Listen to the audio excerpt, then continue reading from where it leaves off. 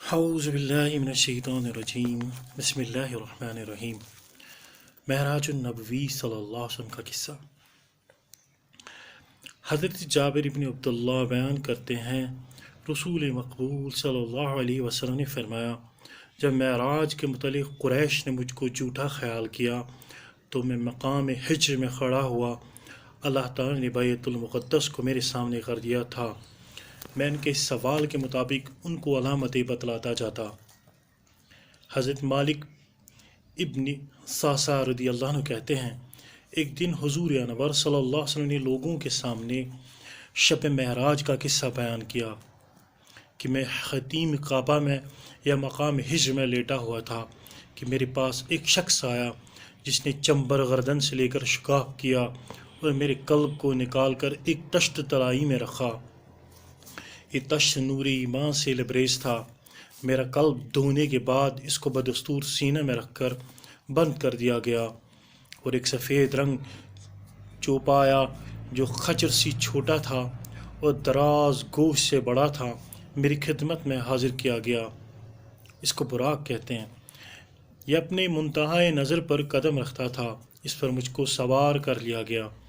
حضرت جبریل علیہ السلام مجھ کو لے کر آسمانی دنیا پر پہنچے۔ آسمان کا دروازہ کھولنے کی فرمائش کی۔ آواز آئی، کون ہے؟ انہوں نے جواب دیا، جبرائیل۔ آواز آئی، کون ہے؟ انہوں نے جواب دیا، جبرائیل۔ آواز آئی، آپ کے ہمراہ کون ہے؟ فرمایا، محمد صلی اللہ علیہ وسلم ہیں۔ آواز آئی، کیا ان کی بعثت کر دی گئی؟ حضرت جبریل علیہ السلام نے کہا، جی ہاں۔ آواز آئی کہ آئیے تشریف لائے، یا آنا ان کو مبارک ہو۔ جب میں آسمان پر پہنچا تو دیکھتا ہوں کہ وہاں حضرت آدم علیہ السلام موجود ہیں۔ حضرت جبریل علیہ السلام نے فرمایا، یہ آپ کے والد حضرت آدم علیہ السلام ہیں، آپ ان کو سلام کیجئے۔ میں نے ان کو سلام کیا۔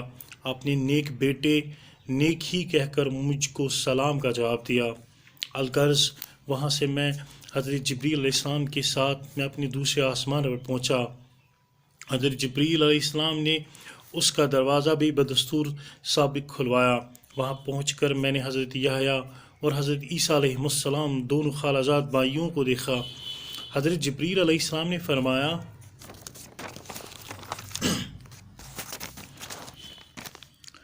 کہ یہ حضرت عیسیٰ علیہ السلام ہیں، یہ حضرت یحییٰ ہیں، ان دونوں صاحبوں کو سلام کرو۔ میں نے ان دونوں کو سلام کیا۔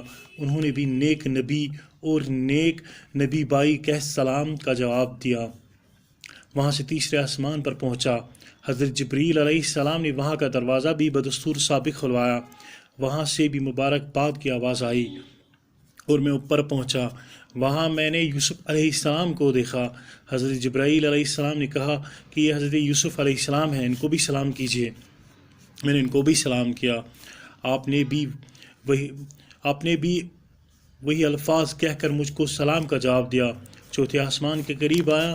حضرت جبرائیل علیہ السلام نے وہاں بھی دروازے کھولنے کی فرمائش کی۔ آواز آئی، کون ہے؟ حضرت جبرائیل علیہ السلام نے کہا، جبرائیل۔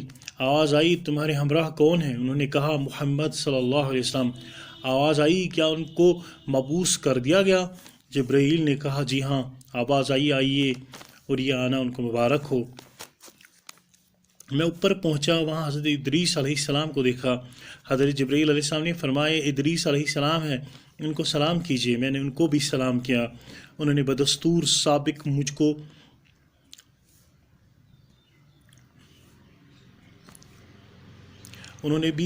سابق مجھ کو جواب سلام دیا۔ اس کے بعد مجھ کو پانچویں آسمان پر لے گئے۔ وہاں کا دروازہ بھی بدستور سابق کھلوایا اور دروازہ کھلنے کے بعد میں اوپر پہنچا۔ وہاں مجھ کو حضرت ہارون علیہ السلام نظر آئے۔ میں نے ان کو بھی سلام کیا۔ انہوں نے بھی مجھ کو بالالفاظ سابق کہہ کر جواب دیا۔ وہاں سے حضرت جبرائیل مجھ کو چھٹے آسمان پر لے کر پہنچے۔ وہاں کا دروازہ کھلوایا۔ میں اوپر گیا۔ وہاں مجھ کو حضرت موسیٰ علیہ السلام نظر آئے۔ حضرت جبرائیل علیہ السلام نے مجھ سے کہا کہ حضرت موسیٰ ہیں علیہ السلام، ان کو سلام کیجیے۔ میں نے ان کو بھی سلام کیا۔ انہوں نے سلام کا جواب دیا۔ جب میں وہاں سے آگے چلنے لگا، حضرت موسیٰ علیہ السلام رونے لگے۔ کسی نے آپ سے دریافت کیا کہ آپ کیوں روتے ہیں؟ فرمایا، اس لیے روتا ہوں کہ ایک لڑکا جو میرے بعد نبی بنا کر مبعوث کیا گیا، اس کی امت کے لوگ میری امت کے لوگوں سے زائد جنت میں داخل ہوں گے۔ الغرض وہاں سے میں 7ویں آسمان پر پہنچا۔ حضرت جبریل علیہ السلام نے وہاں بھی دروازہ کھولنے کی فرمائش کی۔ آواز آئی کون ہے؟ جبرائیل علیہ السلام نے کہا میں جبرائیل ہوں۔ آواز آئی تمہارے ہمراہ کون ہے؟ جبرائیل علیہ السلام نے کہا محمد صلی اللہ علیہ وسلم ہے۔ آواز آئی کیا ان کی بعثت ہو چکی؟ حضرت جبرائیل علیہ السلام نے کہا ہاں۔ آواز آئی آئیے مبارک۔ جب میں اوپر پہنچا حضرت ابراہیم علیہ السلام ہے ان کو سلام کیجیے، میں نے ان کو بھی سلام کیا۔ حضرت ابراہیم علیہ السلام نے نیک صاحبزادے نیک نبی کہہ کر مجھ کو سلام کا جواب دیا۔ وہاں سے حضرت جبرائیل علیہ السلام مجھ کو سدرۃ المنتہا پر لے گئے۔ وہاں میں نے دیکھا اس کے پتے ہاتھی کے کانوں کی برابر ہیں اور اس کے پھل مٹکوں کی طرح ہیں۔ حضرت جبرائیل علیہ السلام نے کہا یہ سدرۃ المنتہا ہے۔ وہاں میں نے 4 نہریں دیکھی، 2 اندرونی 2 بیرونی۔ میں نے حضرت جبرائیل علیہ السلام سے ان کے متعلق دریافت کیا۔ حضرت جبرائیل علیہ السلام نے فرمایا کہ یہ اندرونی نہریں جنت میں جاری ہیں اور یہ دونوں دنیا کی نہریں نیل اور فرات ہیں۔ وہاں سے میں بیت المعمور میں آیا۔ معلوم ہوا کہ ہر روز 70,000 فرشتے اس میں نئے داخل ہوتے ہیں۔ وہیں پر میرے سامنے 3 برتن پیش کیے گئے، ایک شراب کا، ایک دودھ کا، ایک شہد خالص کا۔ میں نے ان میں سے دودھ کا برتن لے لیا۔